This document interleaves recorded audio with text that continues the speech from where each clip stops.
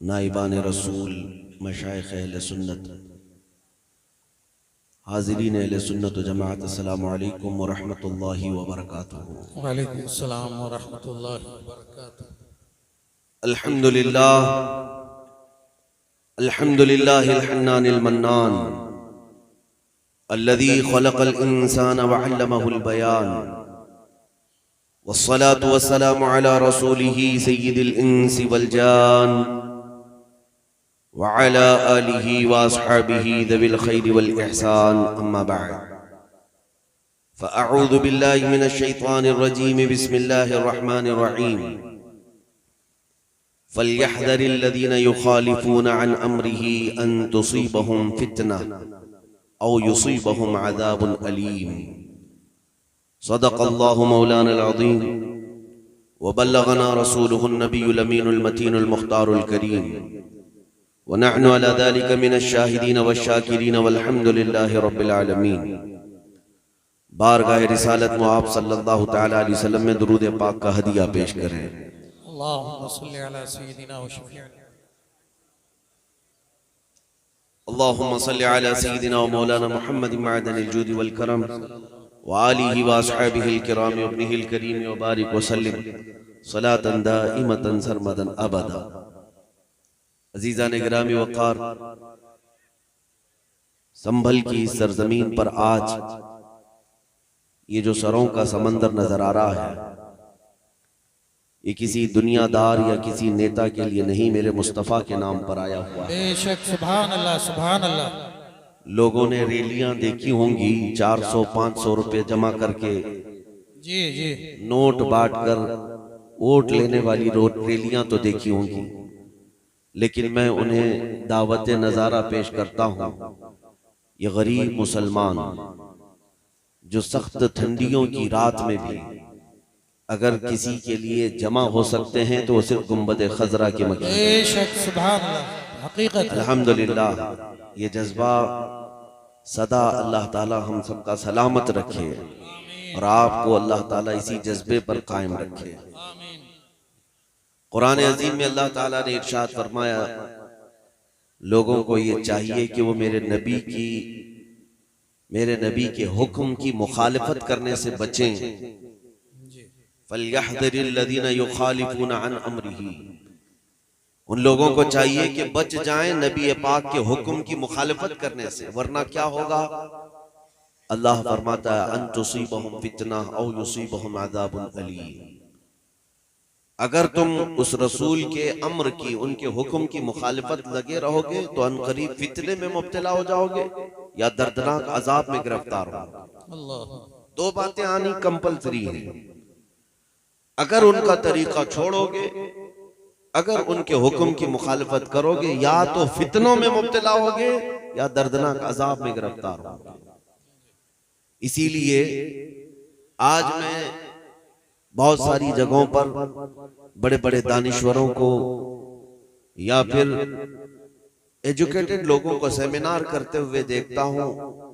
मुसलमानों के पसमानदगी को उरूज देने के लिए वो बड़े बड़े सेमिनार भी करते हैं, उसमें एडवोकेट्स भी आते हैं, उसमें डॉक्टर्स, इंजीनियर सब जमा होकर के सर जोड़ करके बैठते हैं और मामलात डिस्कस करते हैं। कई जगहों की खबरें आई कि मुसलमान आखिर क्यों पसमानदा है, मुसलमान क्यों आखिर जिल्लत की तरफ जा रहा है, क्यों इस तरह ठोकरों पर जी रहा है। इस पर बहुत सारे बड़े बड़े दानिश्वर अपने अपने फैसले देते हैं, लेकिन बरसों पहले ही इकबाल ने कहा था, सबब कुछ और है जिसे तू खुद समझता। जी जी, सबब कुछ और है जिसे तू खुद समझता है, जवाल बंदे मोमिन का बेजरी से नहीं।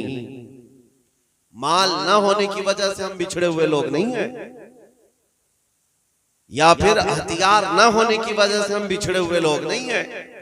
हुकूमत, तख्त, ताज हमारे पास नहीं इसलिए बिछड़े हुए नहीं हैं, बल्कि हकीकी वजह क्या है उसको इकबाल ने यूं कहा, तरीके मुस्तफा को छोड़ना है वजह बर्बादी। जी जी, इसी से कौम दुनिया में हुई है बेइख्तिदार अपनी, और इसका इलाज क्या है? इलाज सिर्फ एक ही है, हमें करनी है शहींशाह बतहा की रजा जो। जी जी वो अपने हो गए तो रहमत परवरदिगार अपनी। वाह वाह वाह नबी पाक सल्लल्लाहु ताला अलैहि वसल्लम की रजा ये आईने ईमान है, और मुसलमानों हमारी असल जिंदगी भी यही है। बेशक आज तो जलसे का उन्वान रखा गया नामूस रिसालत की हिफाजत के मुतालिक, तहफ्फुज़ नामूस रिसालत।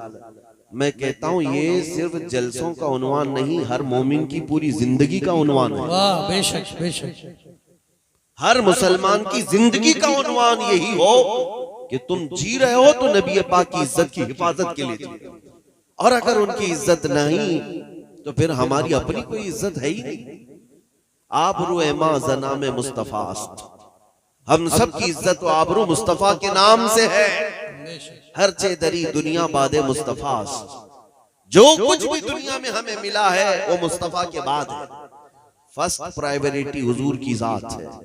नबी पाक सल्लल्लाहु ताला अलैहि वसल्लम की रजा अगर इतनी अहम ना होती तो सहाबा इकराम रिदवानुल्लाह ताला अलैहि मजमाइन में कोई अपनी सुहाग रात छोड़ करके मैदान उहद में नहीं आ रहा होता। जी जी अगर हुजूर पाक सल्लल्लाहु ताला अलैहि वसल्लम की रजा इतनी अहम ना होती तो अपना घर बार सब लुटा करके कोई सिद्दीक अकबर नहीं आ रहे होते। अजीजान गिरामी, सहाबा ये समझ चुके थे जिसकी तर्जुमानी बरेली के इमाम ने किया था, ताजदार अहले सुन्नत इमाम इश्क व मोहब्बत ने किया था। कुरान तो ईमान बताता है उन्हें, और ईमान ये कहता है मेरी जान फ़इन्नल हुब्ब हुवल ईमानु कुल्लु अला ला ईमान लिमन ला मुहब्बत अला। या आला हज़रत ने फरमाया फ़इन्नल हुब्ब हुवल ईमानु कुल्लु, उनसे मोहब्बत ही पूरा ईमान है, और खबरदार जिसके सीने में उनकी मोहब्बत नहीं उसका ईमान ही नहीं। बेशक बेशक और इसी की तर्जुमानी करता है इकबाल, बमुस्तफा बरसा खैश के दी हमाउस्त गर्ब उन रसीदी तमाम बुल हबीस। अपने आप को नबी पाक के कदमों तक पहुंचा दो, यही दीन है। और अगर उन तक नहीं पहुंच सके तो जिंदगी अबू लहब की तरह है। अज़ीज़ान गिरामी वक़ार, हमारी अपनी जिंदगियां जो हमें मिली हैं वो क्या ऐश और इशरत के लिए मिली है? बहुत सारे नौजवान हमारी बातों को कड़वा समझते हैं कि ये सख्त बातें हैं, क्या सब छोड़ छाड़ करके हमें आप ही की बातों के पीछे चलना है? हमारी अपनी लाइफ है, हमें एंजॉय करने दिया जाए। अभी तुम्हारी जवानी उभरी है कि तुम्हें दुनिया हसीन लगने लगी। मेरे अजीजों, किसने कहा कि तुम्हारी अपनी लाइफ है और तुम अपने एंजॉय करोगे? ये कुफ्फार और मुशरिकीन की बोली है, ये जालिमों की बोली है जो ये कहते हैं कि हमारी लाइफ है, हमें आजादी से जीने दिया जाए।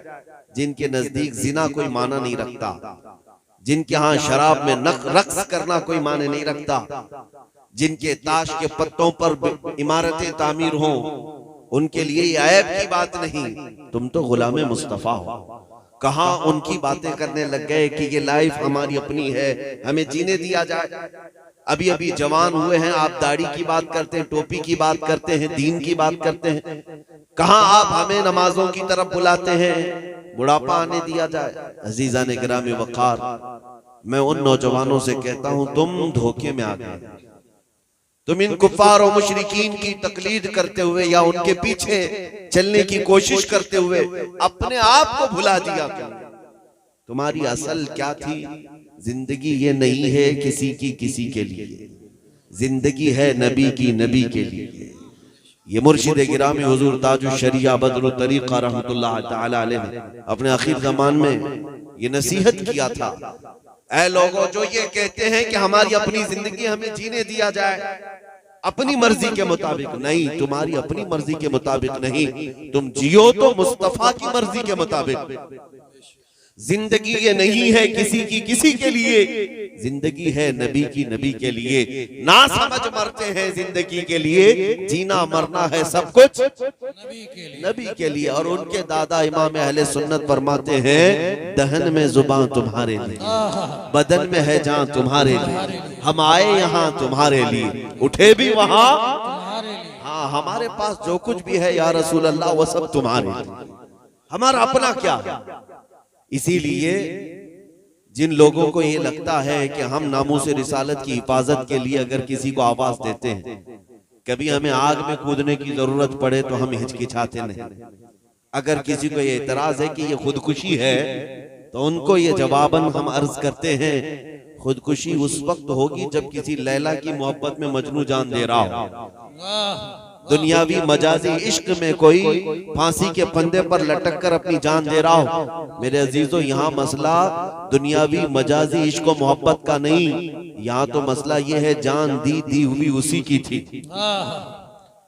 जान दी हुई उसी की थी। हक तो यह है कि हक अदा ना हुआ। नबी पाक सल्लल्लाहु तआला अलैहि वसल्लम की मोहब्बत में जो जान दी जाती है इसे खुदकुशी नहीं कहा जाता, बल्कि ये असले जिंदगी है।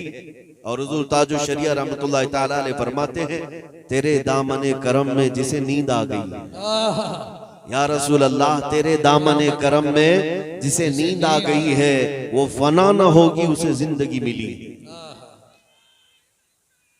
अल्लाहु अकबर, या रसूल अल्लाह, जिंदाबाद। रसूल पाक सल्लल्लाहु तआला अलैहि वसल्लम की इज्जत की हिफाजत के सिलसिले में जो अहादीस तवातुर के हद तक पहुंचती हैं और सहाबा इकराम रिदवानुल्लाह तआला अलैहिम अजमाइन की उनके मामूलात जो हम तक पहुंचते हैं, मैं एक बात आपको बता दूं, सैयदना खालिद बिन वलीद सैफुल्लाहिल मसलूल रदियल्लाहु तआला अन्हु अरदाहु अन्ना, मोमिनीन को आज चाहिए कि कसरत से हजरत खालिद बिन वलीद को पढ़े। जिसके दिल में बुज़दिली का मर्ज आया हो वो मर्ज खत्म हो जाए। जी जी। खालिद बिन वलीद उस अजीम सिपह सालार इस्लाम का मैं नाम जिक्र कर रहा हूं आपके सामने, जिन्होंने अपनी जिंदगी में 125 जंगें लड़ी। ईमान लाने के बाद की बात कर रहा हूं, 125 जंगें लड़ी और अल्लाह ताला की इनायत ऐसी कि 125 में एक जंग में भी कभी उन्हें शिकस्त नहीं हुई। सुभान अल्लाह, सुभान अल्लाह। अजीजा ने गिरामी, ये रसूलुल्लाह सल्लल्लाहु तआला अलैहि वसल्लम के जानिसार सहाबा में से एक सहाबी का जिक्र कर रहा हूं। उनकी एक दूसरी खुसूसियत ये भी है तारीख में कि खालिद बिन वलीद ने जिस इलाके को फतह किया 1400 साल के बाद आज भी वो इलाका दायरा इस्लाम में ही है। आज तक कभी दोबारा किसी के हाथ नहीं गया। 125 जंगें लड़ी। आपका खुद का फरमान है, जंगे मौता में सिर्फ एक जंग में खालिद बिन वलीद के हाथ से 9 तलवारें टूटी। 9 तलवारें टूटी एक के बाद दीगरे, लेकिन न कभी पस्ती की तरफ आए न कभी अपने कदम को पीछे किया। 9 तलवारें टूटने का मतलब समझते हैं आप? उनकी एक तलवार 35 किलो की होती थी। हाँ, हजरत खालिद बिन वलीद रज़ियल्लाहु ताला, और उनका जो ढाल पकड़ने का है वो भी 25 किलो का। ये दोनों हाथों से पकड़, और जिंदगी उनकी जब इख्तिताम पर आई, आपने फरमाया मेरे पूरे बदन पर एक बालिश्त जगह भी बाकी नहीं जहां तीर या नेज़े का जख्म ना हो।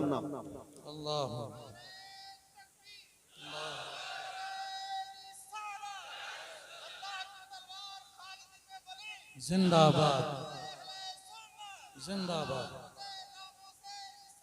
जिंदाबाद, जिंदाबाद, जिंदाबाद, जिंदाबाद।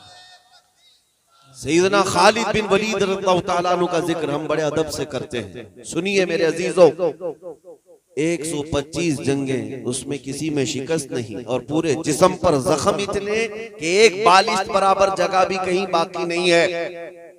लेकिन आपकी तारीख लिखने वालों ने लिखा है कि सैयदना खालिद बिन वलीद जहां जाते थे सफों की सफे दरहम बरहम करते थे, और वो बदले जलील जब मैदान जंग में उतरता था तो अच्छे अच्छों के परखचे उड़ा देता। लेकिन एक जंग का मामला ऐसा भी आया खालिद बिन वलीद के साथ कि आप ऐन लड़ाई के वक्त मौजूद थे और कुफार और मुशरिकीन के नरगे में आ गए। कई लोग तलवारें उठाए आपके सामने आए और लड़ाई के दौरान अचानक आपका अमामा गिर गया, सर पर बंधा हुआ अमामा गिर गया। अरे जंग की हालत है, तलवारें ऊपर सोती गई हैं, लेकिन खालिद बिन वलीद ने तलवारों की तरफ नहीं देखा, अमामे की तरफ देखा। वो उठाने के लिए आगे बढ़ गए, वो उठाने के लिए आगे बढ़ गए, उठाया। इतनी देर में तो कई लोग गर्दनों पर तलवारें चला देते, अगर नजर चुकी तो जान गई जंग का हाल ये होता है। 4-5 बड़े पहलवान जो सर पर तलवार लेकर के खड़े हैं, ऐसे मौके पर खालिद बिन वलीद अमामे के पीछे लगे। ये जंग के उसूलों में से नहीं होता, एक फौजी के तौर तरीके नहीं होते, एक सिपाही के कारनामे ऐसे नहीं होते।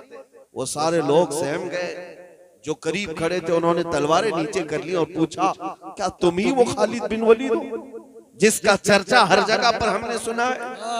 क्या तुम ही वो खालिद बिन वलीद बतले जलील हो, मुसलमानों के सिपह सालार हो? कहा हाँ मैं खालिद बिन वलीद हूं।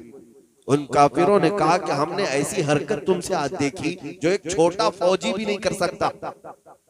जंग की हालत में जब तुम्हारी गर्दन पर तलवार लटक रही हो, तुम्हें अपनी जान की हिफाजत करनी चाहिए, तुम अपनी पगड़ी की हिफाजत कर रहे हो, तुम अपने अमामे के देखने की तरफ मुतवज्जे हो।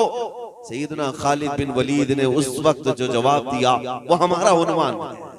खालिद बिन वलीद फरमाते हैं, जालिमो तुम क्या समझते हो कि मैं जिस मैदान में फतह से हमकिनार होता हूँ, ये मेरे बाजुओं की ताकत है, ये मेरे तलवारों की झनकार है, ये मेरा शोला है?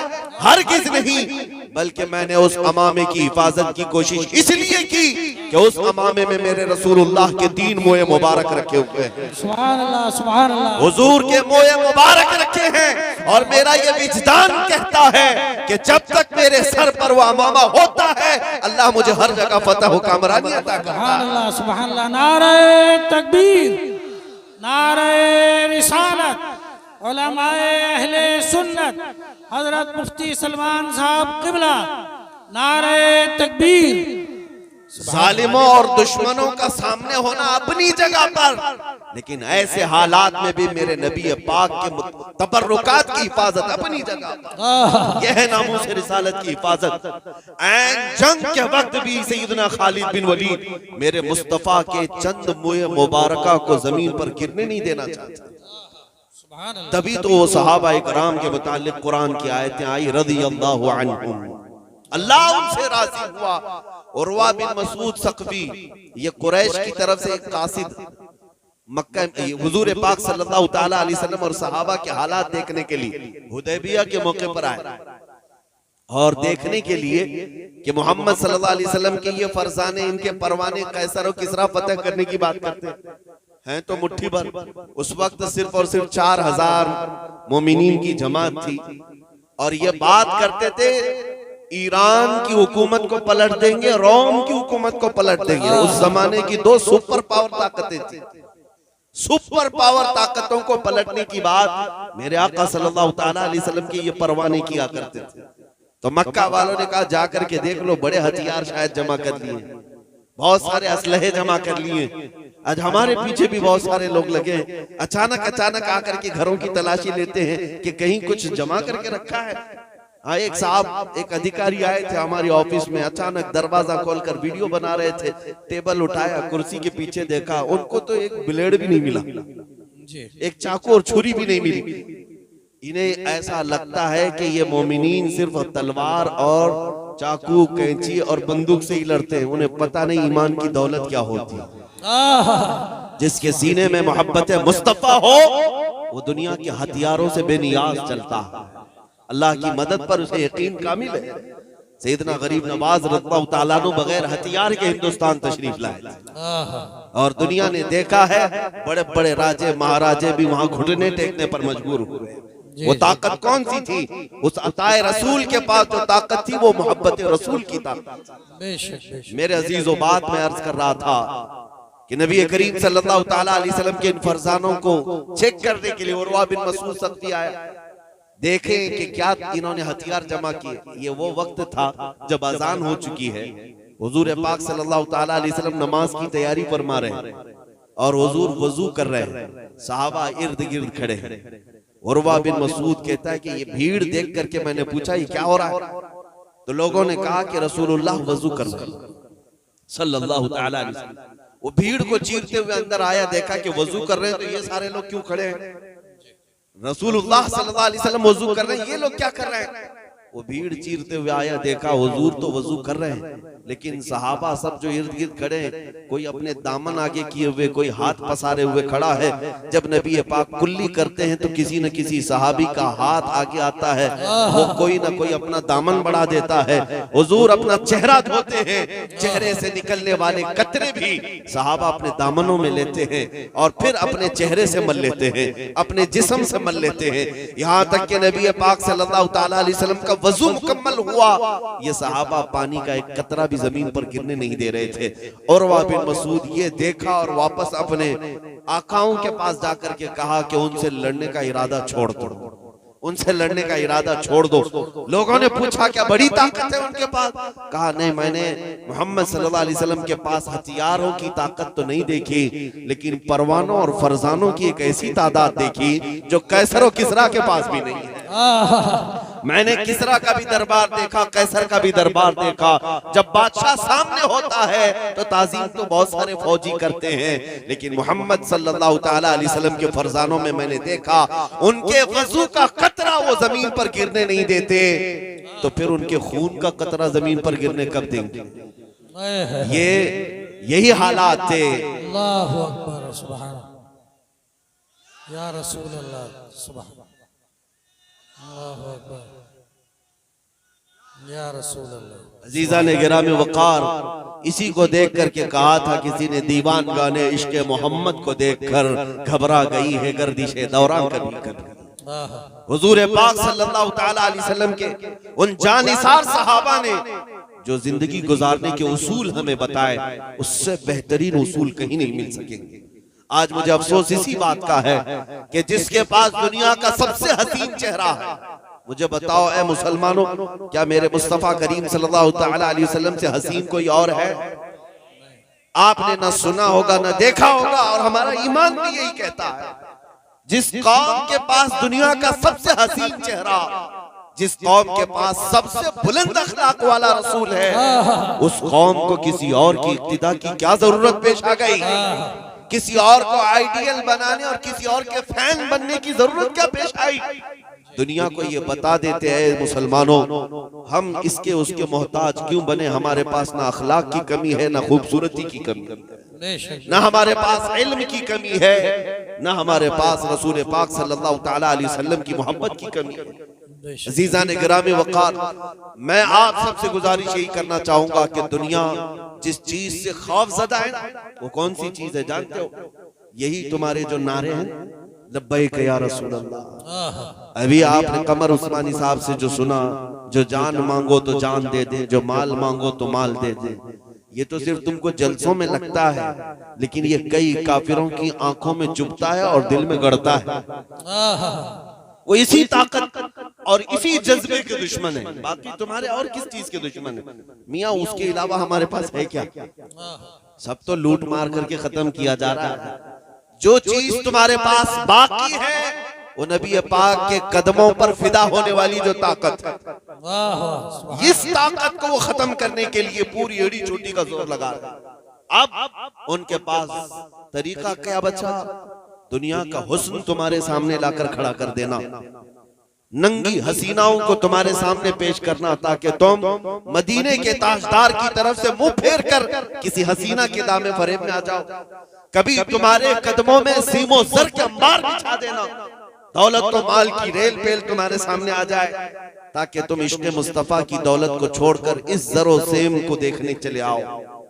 मेरे अजीजों, इन हालात में मुझे मुर्शिद गिरामी का वो शेर याद आता है, बुल हवस सुन सीमो जर की बंदगी अच्छी नहीं, बुल हवस सुन सीमो जर की बंदगी अच्छी नहीं, उनके दर की भीख अच्छी सरवरी अच्छी नहीं, उनके दर की भीख अच्छी सरवरी अच्छी नहीं। दुनिया अब तुम्हें जो आजमाती है वो हुस्न जमाल देकर या दौलत माल देकर, और जो मोमिन दौलत माल हुस्न जमाल के देखने के बाद भी बहकते नहीं, उनके दामे फरेब में फंसते नहीं, उनके लिए फिर ये तलवारें उठाते हैं, उनके लिए ये आतंकवादी मॉब लिंचिंग करते हैं, उनके लिए जेलों की सलाखें हैं, लेकिन मेरे अजीजों, ये सिर्फ और सिर्फ मोमिन का ही इतना मजबूत ईमान होता है, न वो जेल की सलाखों से कभी डरता है, न फांसी के फंदे से घबराता है। जी जी वाह। आज मेरे पास वक्त बहुत कम है, एक मैसेज देने आया हूं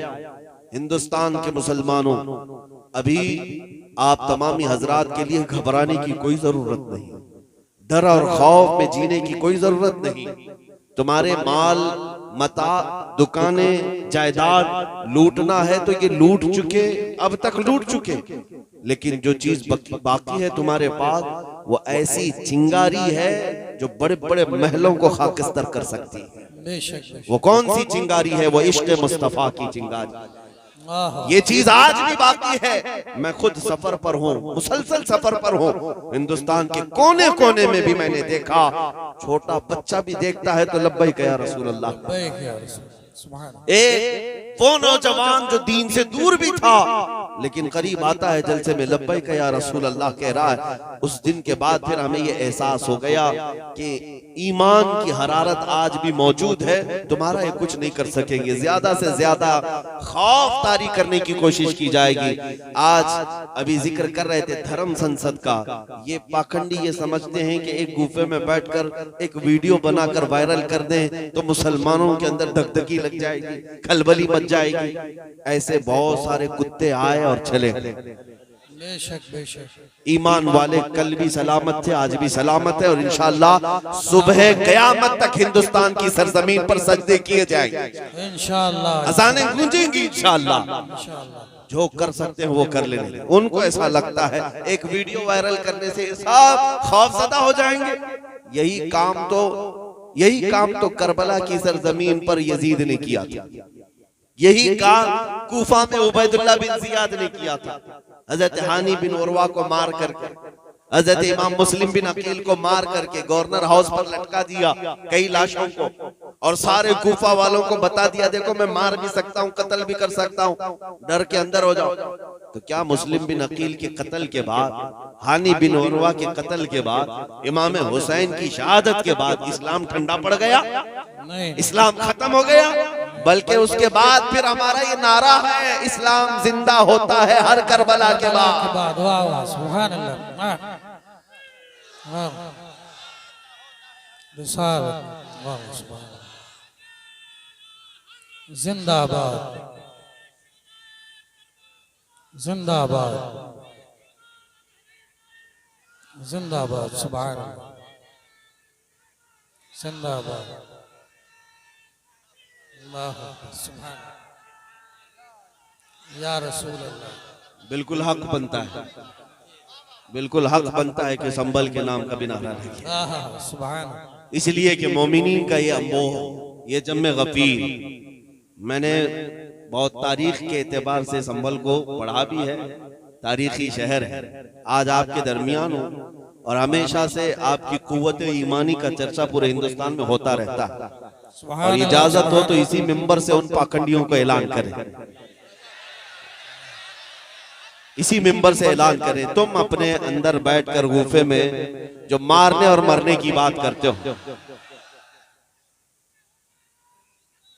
अल्लाहु अकबर या रसूल अल्लाह,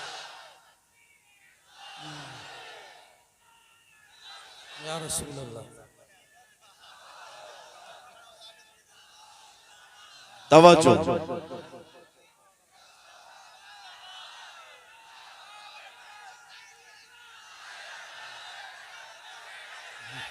मेरे अजीजों तवज्जो।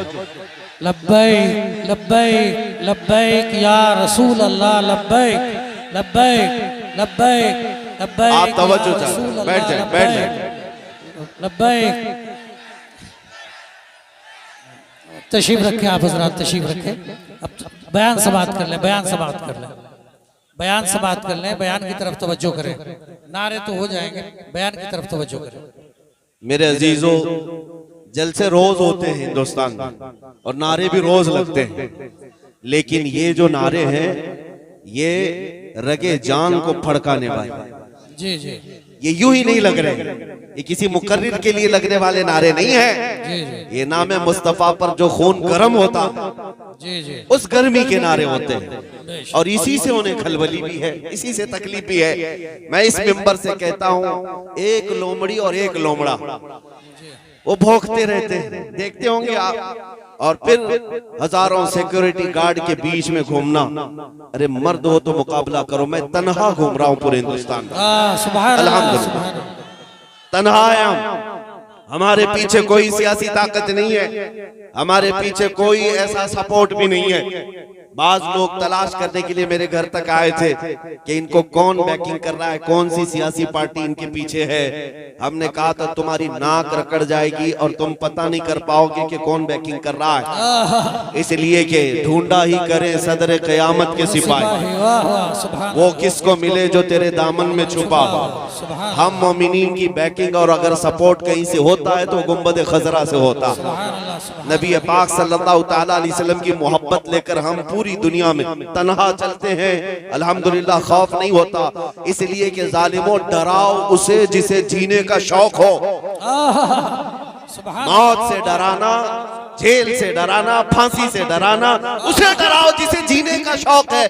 हम तो रोज रात ये सोच करके सोते हैं कि कब मलकुल मौत आए, रूह कब्ज करे और हमारे नबी से हमारी मुलाकात कराए। सुभान अल्लाह, सुभान। नारे तकबीर, नारे रिसालत, इज्तिमाए पैगामे हक, उलमाए अहले सुन्नत, मुफ्ती मोहम्मद सलमान साहब क़िबला अज़हरी, नारे तकबीर, सुभान अल्लाह। है शबे गौर भी उसी गुल से मुलाकात की राह।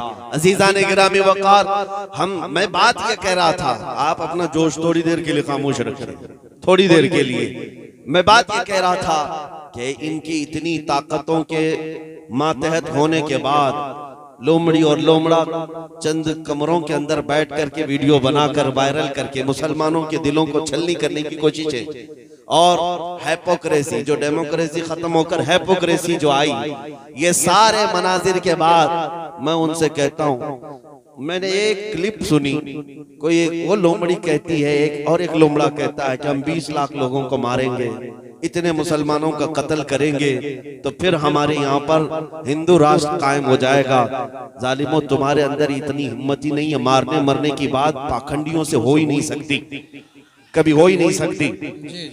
एक बात मैं कहूंगा, अगर मारने और मरने का शौक ही है तो चलो मैं भी चलता हूं, तुम भी चलो, बॉर्डर पर खड़े हो जाते हैं। बॉर्डर पर खड़े होंगे, अपने देश की रक्षा करते हैं, अपने देश की हिफाजत के लिए चलो बॉर्डर पर चलते हैं, फिर देखा जाएगा कि कितनी गोलियां तुम खाते हो, कितनी हम खाते हैं। और मैं अकेले की बात नहीं कर रहा हूँ, इंशाअल्लाह अजीज, जिस दिन मेरे मुल्क के अजीज की हिफाजत की बात आए, ये उलमा भी हाजिर होंगे, ये मजमा भी हाजिर होगा इंशाअल्लाह। इसलिए कि इस मुल्क को हमने खून जिगर से सींचा, जी जी, यहाँ हमारी तारीख मौजूद है। अजीज़ान गिरामी वक़ार, इन आतंकियों के गले में अगर हुकूमत ने पट्टा नहीं डाला तो ये कुत्ते इन हुकूमतों को ही नोच खाएंगे। वो दिन भी आएगा जब यही कुत्ते इनके लिए भारी पड़ जाएंगे, यही भारी पड़ जाएंगे। अंदाजा कर ले मेरे अजीजों, कारून शायद ये समझता है कि पैसे की रेल पेल से मैं 100 साल जी लूंगा। ये शद्दाद, ये हमान, ये फिरौन ये समझता है कि मैं अपनी ताकत के बलबूते पूरे लोगों की गर्दनों पर हुकूमत कायम कर लूंगा। वो तो बड़ी ताकतें थी, तुम्हारी हैसियत मच्छर के बराबर भी नहीं। और अगर हुकूमतें खुलेआम ये सारी बातें कर रही हैं, मेरे अजीजों, एक तारीख यहाँ वैसी भी आई थी 100 साल पहले, 100-150 साल पहले, 1857 की तारीख, जिसको अंग्रेज आज भी गदर कहता है। अंग्रेज आज भी गदर कहता है। 1857 की तारीख में अंग्रेजों को भी यही नशा चढ़ा था, यही नशा चढ़ा था कि हम जो चाहे कर लेंगे, कत्ले आम करेंगे, मार डालेंगे। उस वक्त किफायत अली काफी रहमतुल्लाह ताला अलैह को फांसी पर चढ़ाया था। फांसी पर चढ़ा करके जश्न मनाए थे 8 दिन तक। क्यों किफायत अली काफी को चढ़ाया था जानते? एक आलिम रब्बानी को इसलिए चढ़ाया था कि वो बोलते थे तो हजारों का मजमा जमा होता, लोग उनके पीछे दीवानावार घूमते। तो ऐसे उलमा तो उनको खलते हैं। फांसी पर चढ़ा करके 8 दिन तक जश्न मनाया था। लेकिन खुदाई कानून उन्हें मालूम नहीं। तुम एक किफायत अली काफी को जो ये कहता था कोई गुल बाकी रहेगा न चमन रह जाएगा, पर रसूलुल्लाह का दीने हसन रह जाएगा, फांसी पर चढ़ा करके तुमने ये सोचा कि एक आशिक रसूल की जुबान बंद कर दिया, उसे गर्दन से अलग करके जिस्म को अलग कर दिया। अब उम्मत ठंडी हो जाएगी, ये जमात सो जाएगी। लेकिन मौला ताला का एहसान तो देखें, मुरादाबाद ज्यादा दूर नहीं है। किफायत अली काफी को यहाँ फांसी पर चढ़ा रहा है अंग्रेज, और मौला पड़ोस में बरेली में इमाम अहमद रजा को पैदा कर रहा है। सुभान अल्लाह। ज्यादा फासला न शहरों का है न तारीख का है।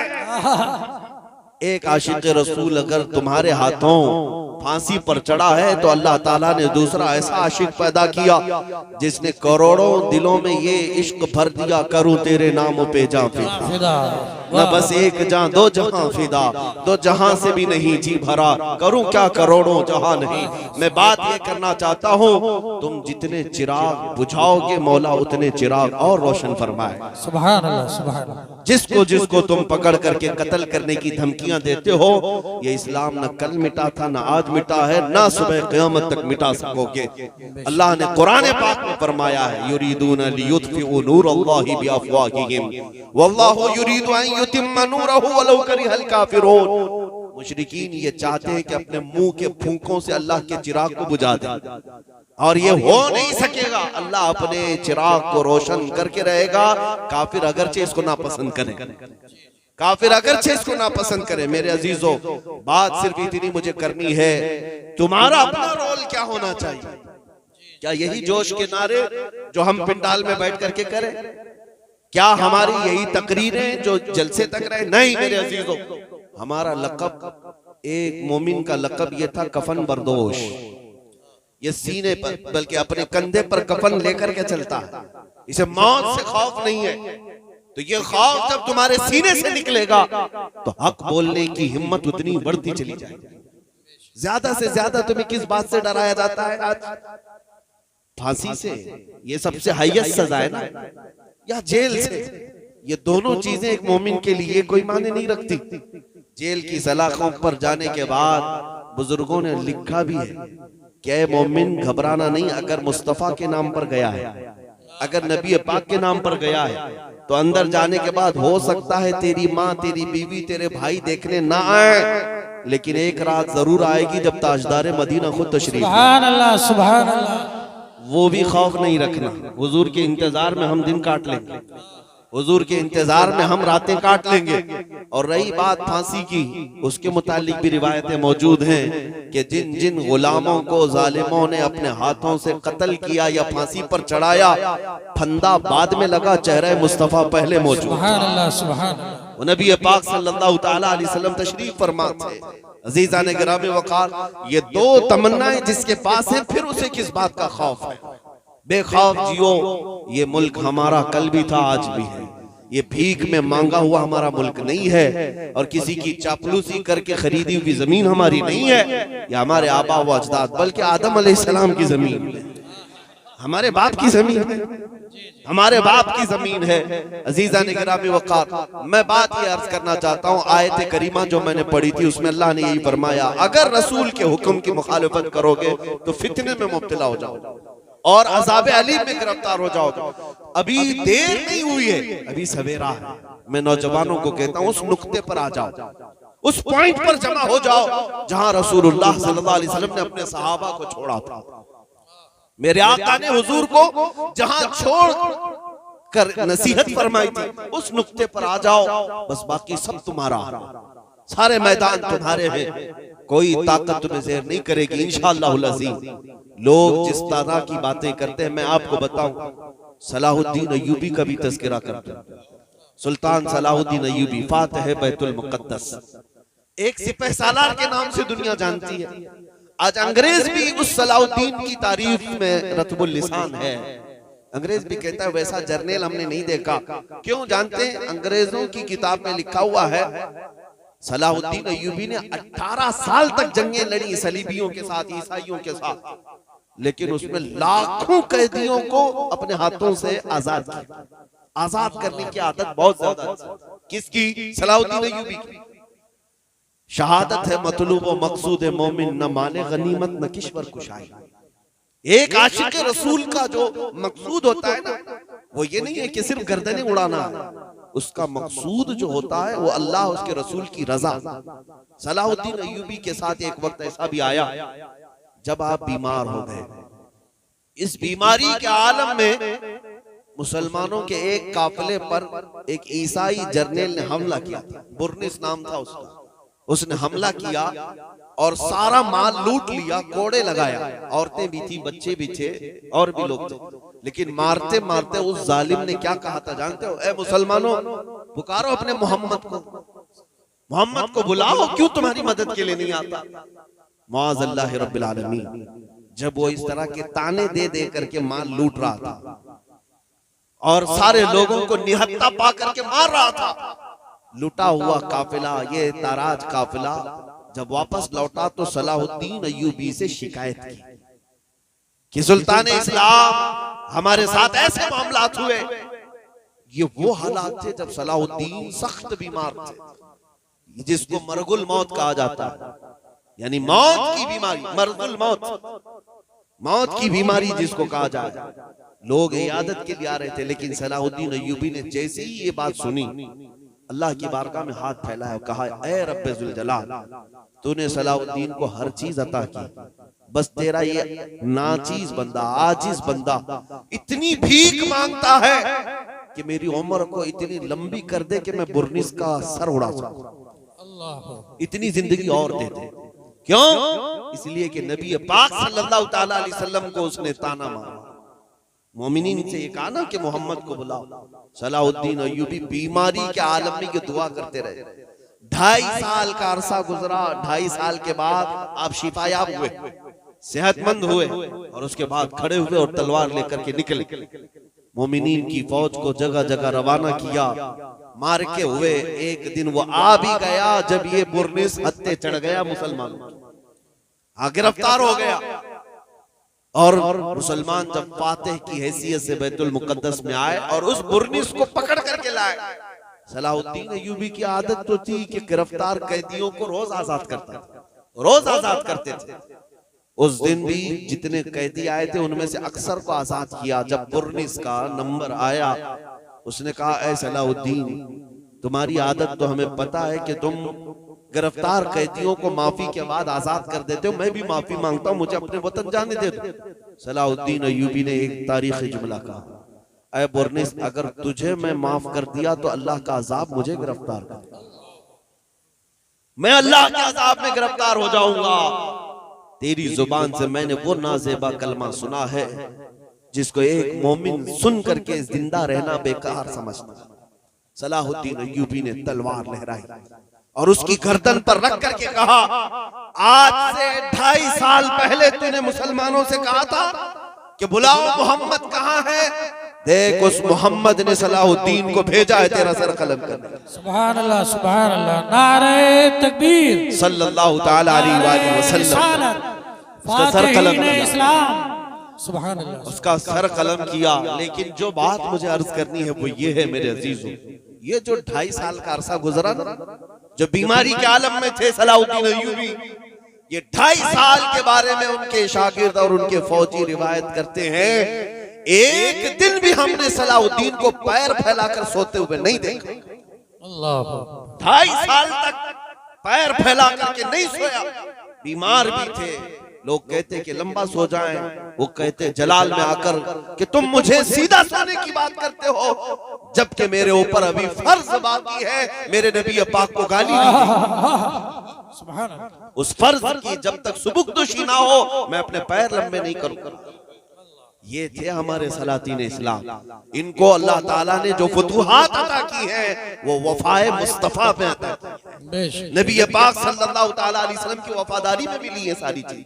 अजीजा ने गिरामी वक़ार, आज मैं आपसे भी यही कहता हूँ, ताकत और कुव्वत जमा करने की कोशिश में अपने वक्त को सर्फ ना करो, बल्कि जवानों से मैं सिर्फ इतनी बात कहूंगा, किसी दिन खड़े हो जाना, किसी दिन खड़े हो जाना, आंख बंद करके अपने नबी पाक को हाजिर और नाजिर समझना और कहना, या रसूल अल्लाह, दुनिया में बहुत थक चुका चुका, रंगीनियां रानाइयां देख करके मैं गुमराह तो बहुत हुआ, लेकिन अब जो चलूंगा तो सिर्फ आपके कदमों के पीछे चलूंगा। सुभान अल्लाह। फिर देखना कि रसूलुल्लाह सल्लल्लाहु ताला अलैहि वसल्लम की इनायतें आएंगी कि नहीं आएंगी। इसलिए कि वो रसूल निहायत ही गैरतमंद रसूल है। उन जवानों से मैं कहता हूं जो किसी लैला की मोहब्बत में मजनू हो गए, पागल नजर आते हैं, चेहरा लटका हुआ है, महबूबा छोड़कर भाग गई तो ये खुदकुशी करने पर आ गया और शेर व शायरी में जिंदगी गुजारने लग गया। एक साहब आए थे मेरे पास, वो दर्द की दास्तान सुना रहे थे। 4 साल का हमारा रिश्ता था, छोड़कर भाग गई और आप चेहरा लटका इधर उधर घूम रहे हैं, शेर व शायरी कर रहे हैं। मैंने यही कहा था ना था, जब दिल देना ही था तो ऐसे को क्यों दिया जो रोज अपना दिल बदल। ये दुनिया है जिसको आला हज़रत ने कहा था, शहद दिखाए जहर पिलाए, कातिल डाइंग शोहर कुश। ये अपने शोहर को मारने वाली दुनिया है। तुमको दिल देना ही था तो ऐसी लैला को क्यों दिया जिसका तुम्हारे ताल्लुक से कोई ऐसा ख्याल नहीं है। मेरे अजीजों, एक दिल अल्लाह ने दिया, काश अगर दरे मुस्तफा पर रखा होता, ताजदारे मदीना के हाथों में दिया होता। मेरे मुस्तफा की गैरत इतनी है कि तुम्हारी आखिरी सांस तक वो कभी तुम्हारा हाथ नहीं छोड़ते। दुनिया तो दुनिया है, कब्र में भी जाओगे, मुनकर नकीर बाद में आएंगे, तुम्हारे मुस्तफा पहले। कब्र तो कब्र है, हश्र के दिन भी यही हाल होगा जब कोई तुम्हें पूछ नहीं रहा होगा, माँ बच्चे से भाग रही होगी, लेकिन वो मुस्तफा है। फरमाते हैं कयामत के दिन तुम देखोगे मेरे कंधे पर चादर पड़ी होगी और चादर खसक खसक कर गिर रही होगी। एक हाथ से मैं अपनी चादर संभाल रहा हूँगा और दूसरे हाथ से अपने उम्मती को पकड़ रहा हूँ। जन्नत में जाने तक की जमानत है मेरे मुस्तफा की। वहां दिल दिया होता तो चेहरा लटकाए हुए नहीं घूम रहा होता और दुनियावी मजाजी इश्क में शेर व शायरी नहीं कर रहा होता। अगर उस दरबार में दिल दिया होता तो फिर फख्र से ये कहता, जान है इश्क मुस्तफा, रोज फजूल करे खुदा, जिसको हो दर्द का मजा नाजे दवा उठाए क्यों। आओ आशिकों को सुनो, बरेली का आशिक कहता है फिर के गली गली तबाह, ठोकरें सबकी खाई क्यों, दिल को जो अक्ल दे खुदा तेरी गली से जाए क्यों। अजीजा ने गिरामी वकार, या रसूल लब्बैक या रसूल, लब्बैक या।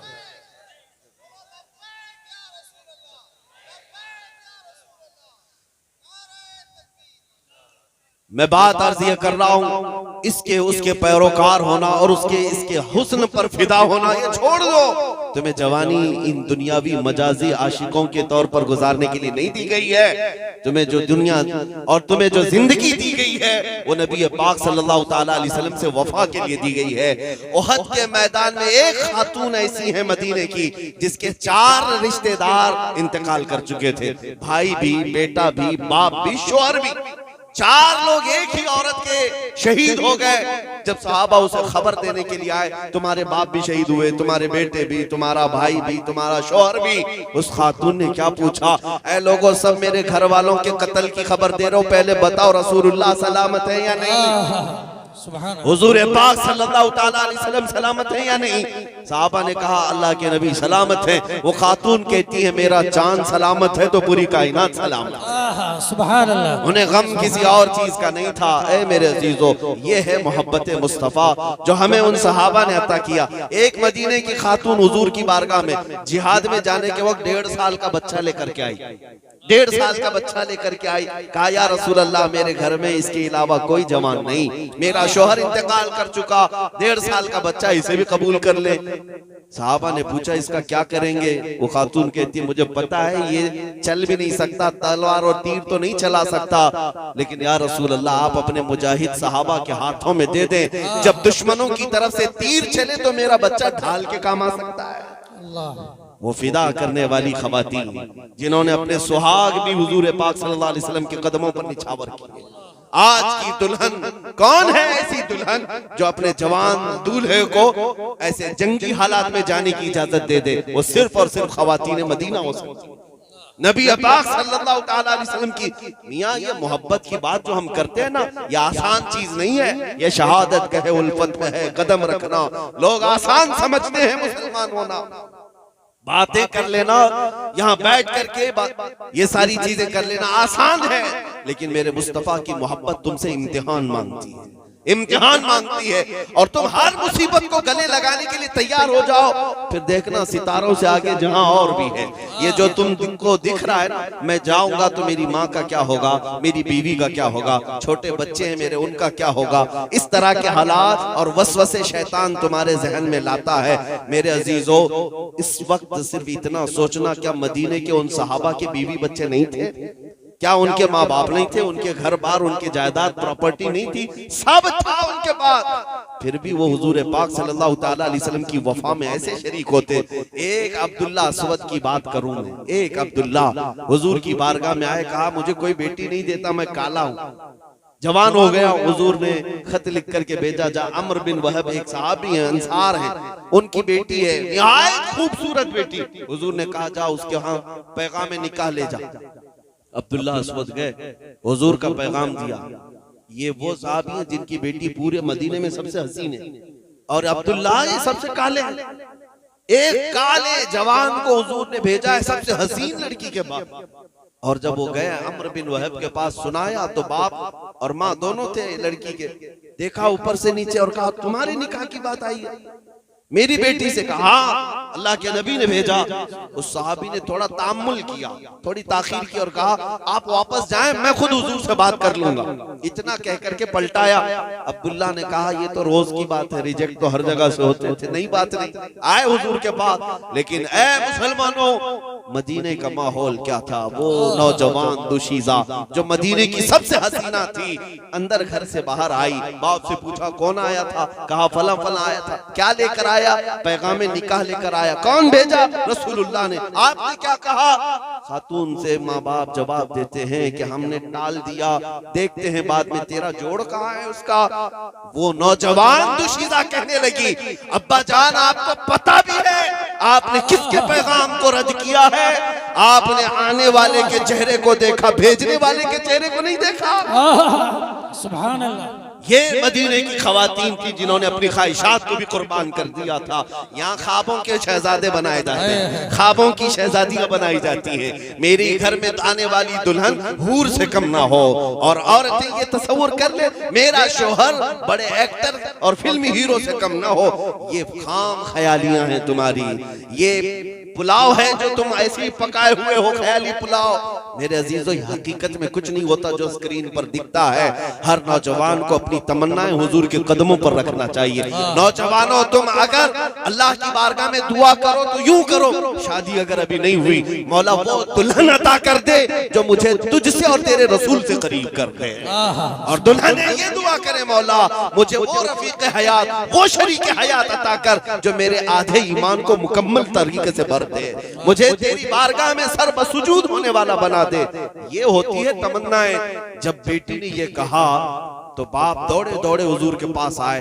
जब अब्दुल्ला अस्वद हुजूर के पास वो किस्सा सुना रहे थे कि मैं रिजेक्ट होके आया हूँ, वो साहबी भी पीछे पीछे आ गए। कहा या रसूल अल्लाह माफ कर दे, ताखीर हो गई। मैंने सोचा था कि बेटी से पूछ लो, लेकिन मेरी बेटी कमाल का ईमान रखती है, कमाल का ईमान रखती है।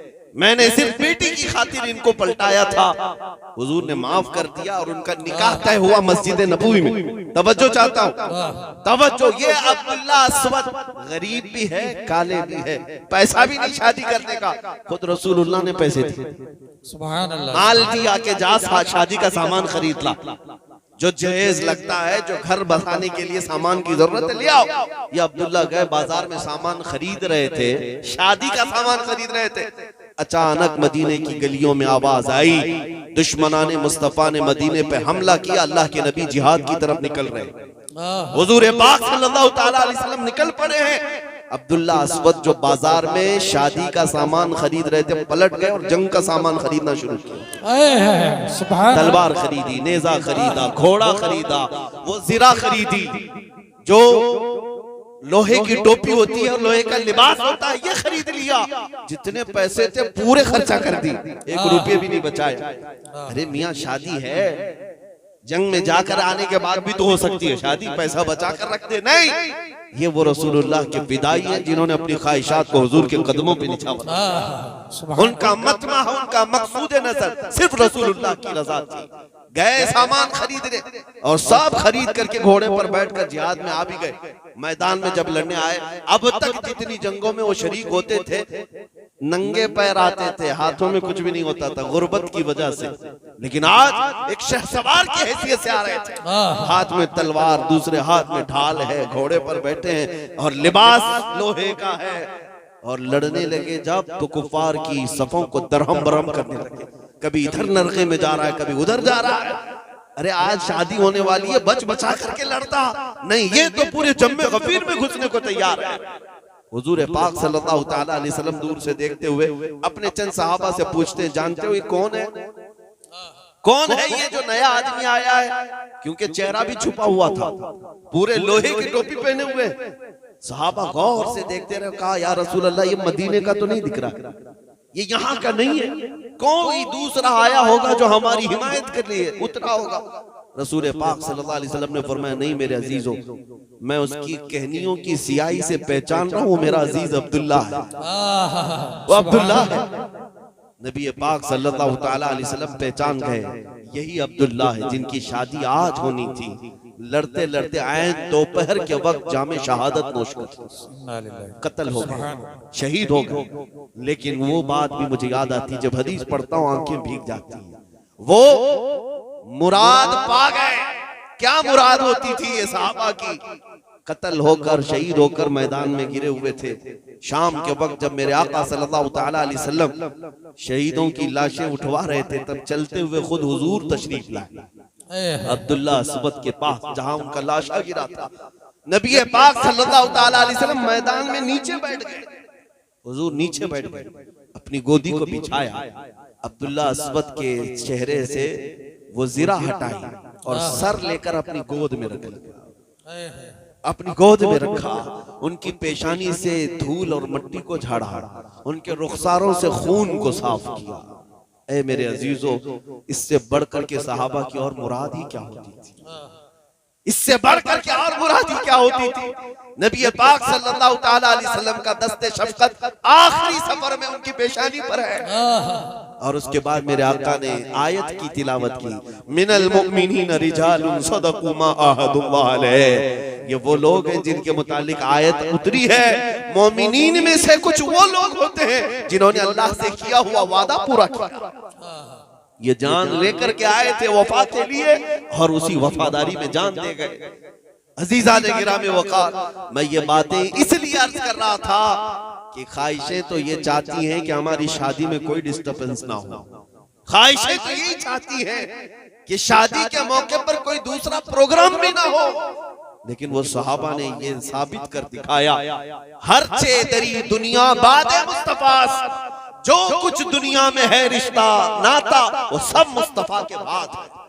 अगर नबी पाक की इज्जत सलामत है तो हमारी जिंदगी है, और अगर हुजूर पाक सल्लल्लाहु तआला अलैहि वसल्लम की तरफ कोई उंगली उठ गई तो फिर हमारा जीना किस काम का है? फिर हमारी खुशियां किस काम की है? फिर ये रिश्ते किस काम के हैं? हमें पता है कि कब्र में जाना है तो उस मुस्तफा को मुंह दिखाना, हमें पता है कि हश्र में जाने के बाद उनकी शफाअत के सिवा कोई चारा नहीं। तो इसीलिए फाजिल बरेलवी ने कहा था, आज ले उनकी पनाह, आज मदद मांग उनसे, कल न मानेंगे क़यामत में अगर मान गया। मेरे अजीजों, मैं गुफ्तगू को समेटता हूँ। उन नौजवानों से मैं मुअद्दबाना इल्तिमास करता हूँ जिन्होंने मोबाइल इंटरनेट पर अपनी जिंदगियां तबाह बर्बाद कर डाली। रात रात भर बैठकर अजनबियों से चैटिंग करना, गेम खेलना, जिंदगी पूरी इसमें तुमने तहस नहस कर डाली। तुम्हें पता भी है कि तुम्हारी आंखों की हया खत्म हो गई, तुम्हें पता भी है तुम्हारे जिस्मों के अंदर की हया खत्म होती चली गई। ये आंखें दी गई थी दीदारे मुस्तफा के लिए, ये आंखें थी तड़प पैदा करो कि नबी पाक सल्लल्लाहु ताला अलैहि वसल्लम के चेहरे जमाले जहां आरा को एक बार देखना है, एक बार देखना है। लेकिन तुम किस दुनिया की इन लज्जतों में खो गए।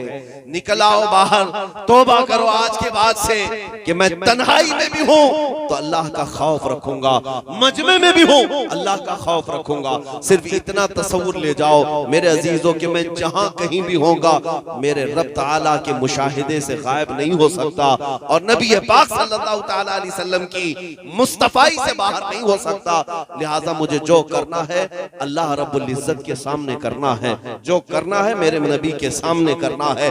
इस तसव्वुर के बाद तुम्हारी जिंदगियों में इनकलाब आ जाएगा, तुम्हारी जिंदगियां बदल जाएंगी।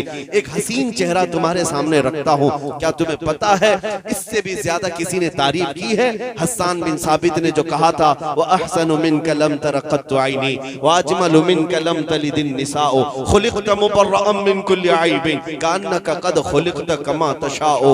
रसूलुल्लाह के एक आशिक कहते हैं या रसूल अल्लाह आपसे ज्यादा हसीन मेरी आंखों ने देखा ही नहीं, आपसे ज्यादा खूबसूरत किसी माँ ने जना ही नहीं। यहाँ रुक करके उस जालिम कुत्ते वसीम राफिसी को कहता हूँ तूने मेरे नबी पाक सल्लल्लाहु ताला अलैहि वसल्लम के चेहरे पाक और अखलाक करीमा पर उंगली उठाने की कोशिश की है। तुझे पता नहीं पूरी दुनिया तारों से भी ज्यादा मेरे मुस्तफा की मदद सराई में मसरूफ है। असल से लेकर अब तक नबी पाक की तारीफ होती रहेगी क्योंकि यौम अलस्त में भी नबी का जिक्र था, यौम मीसाक में भी नबी का जिक्र था, अंबिया के खुतबे में भी नबी का जिक्र था। आदम था, ईसा अलैहिस्सलाम ने बशारतें अगर किसी की दी हैं तो मेरे मुस्तफा की दी हैं। तुम क्या समझते हो एक छोटी सी किताब लिख करके, एक छोटी सी किताब लिख करके मेरे मुस्तफा करीम सल्लल्लाहु ताला अलैहि वसल्लम की जात पर कीचड़ उछाल सकते हो? इन जालिम कुत्तों को ये मुहावरा याद होना चाहिए कि सूरज की तरफ मुंह करके थूकने वाले का थूक उसके मुंह पर गिरता है। नबी पाक के लिए कुरान कहता है वरफ़अना लका ज़िक्रक, ऐ महबूब हमने आपके चर्चे को बहुत बुलंद किया है, आपके जिक्र को बहुत बुलंद किया है। रहेगा यूं ही उनका चर्चा रहेगा। ठंडे हो गए आप? रहेगा यूं ही उनका चर्चा रहेगा। बड़े खाक हो जाएं जल जाने वाले, बड़े खाक हो जाएं जल जाने वाले। या रसूल अल्लाह तू घटाए से किसी के न घटा है न घटेगा, जब बढ़ाए तुझे अल्लाह ताला तेरा। मिट गए मिटते हैं मिट जाएंगे आदा तेरे, न मिटा है न मिटेगा कभी चर्चा तेरा। खाक हो जाएं अदू जल कर मगर हम तो रजा, दम में जब तक दम है जिक्र उनका सुनाते जाए। सुभान अल्लाह।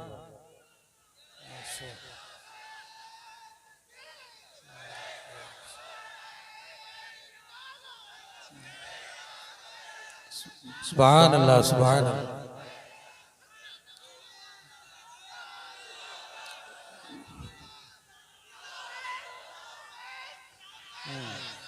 अजीज़ा निगरान में वक़ार तवज्जो, अल्हम्दुलिल्लाह हमारा ये ईमान है, हमारा ईमान है नबी पाक सल्लल्लाहु ताला अलैहि वसल्लम की तारीफ व तौसीफ सुनने वाली ये जमात। अल्हम्दुलिल्लाह मौला ताला ने तुम्हें सिर्फ और सिर्फ मुसलमान जमात में नहीं रखा, आशिकों की जमात में रखा है, जिनकी इब्तिदा ही है और हर दिन का इनका मामूल ये है मैं सो जाऊं या मुस्तफ़ा कहते कहते, खुले आंख मेरी सल्ले आला कहते कहते। अल्हम्दुलिल्लाह हमें फख्र है इस बात पर, नबी पाक सल्लल्लाहु ताला अलैहि वसल्लम के दीवानों की जमात में मौला ने हमें रखा है। मैं आज आपसे यह अहद लेकर के जाना चाहता हूँ, ऐ संभल के मुसलमानों, अब नबी पाक सल्लल्लाहु ताला अलैहि वसल्लम के दीदार और उनके चेहरे पाक की जियारत की तड़प लेकर के जियोगे या नहीं जियोगे? इंशाअल्लाह। हुजूर पाक सल्लल्लाहु ताला अलैहि वसल्लम की जियारत की तमन्ना लेकर जिएंगे। फिर एक बार जब तुम्हारे अंदर ये एहसास आ जाएगा, दुनिया का कोई हुस्न तुम्हारी आंखों को धोखा नहीं दे सकेगा, कोई खूबसूरती तुम्हें अपनी तरफ फेर नहीं सकेगी। खालिद बिन वलीद के साथ एक बार मामला हुआ था, एक ईसाई किले पर आपने मुहासरा किया था, ईसाई अंदर मौजूद थे, खालिद बिन वलीद के साथ जवान लश्करी थे, सहाबा थे। ईसाइयों ने एक हरबा अपनाया, अंदर बैठ करके क्या मंसूबा बनाया, कहा कि खालिद से लड़ करके कभी जीत नहीं सकेंगे, तलवार से जीत नहीं सकेंगे, लिहाजा एक प्लान बनाते हैं। 3 दिन के बाद इनको कहते हैं बाजार से अपने लश्करियों को लेकर के किले तक आ जाओ और अगर सही सलामत पहुंच गए तो हम चाबियां खुद ब खुद दे देंगे। और प्लान क्या था? बाजार में नंगी लड़कियां खड़ा करना, माल और दौलत पूरे बाजार में बिछाना, क्योंकि खालिद बिन वलीद के साथ जो लश्करी थे वो जवानों के लश्कर था, और जवान के अंदर नफ्स भड़कता रहता है। दो ही चीजों का तो इशाक होता है, माल और दौलत और खूबसूरती। खालिद बिन वलीद के जो नौजवान सिपाही थे उनके इम्तिहान का वक्त था। 3 दिन के बाद जिस बाजार से उन्हें गुजरना था, पूरे बाजार में औरतों को बरहाना लिबास में खड़ा किया था हसीनाओं को, ईसाइयों ने, और माल बिछाया था।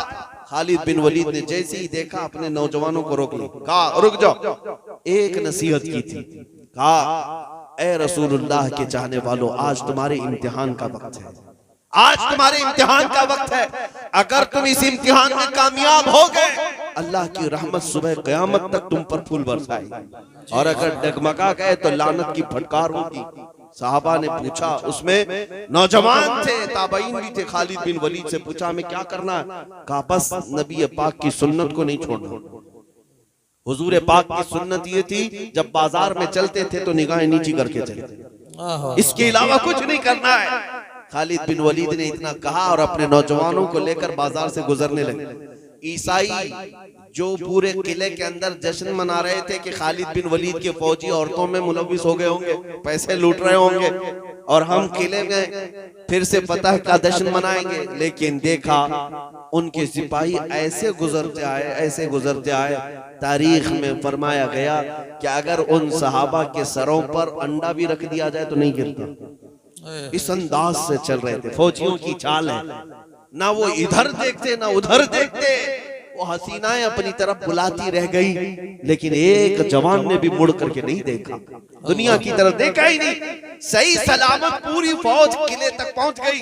खालिद बिन वलीद ने उसी ईसाई पादरी से कहा लाओ चाबियां, जो मुआहिदा था हमारा वो चाबियां लेकर के आया, और एक जुमला पूछा, खालिद ये जो तुमने फौज जमा की है ये इंसानों की है, फरिश्तों की है? क्या इनके अंदर नफ्स नहीं है, इनके अंदर ख्यालात नहीं आते? हमने सारा हुस्न ला करके बाजार में जमा किया। खालिद बिन वलीद ने चाबियां हाथ में लेकर मुस्कुराते हुए कहा, नादान तुझे खबर नहीं जिन आंखों में जमाले मुस्तफा बसा हो, पहले से जमाले मुस्तफा बसा हो, उन आंखों को खरीदने की कोशिश करता है। जब तक बिके न थे तो कोई पूछता न था।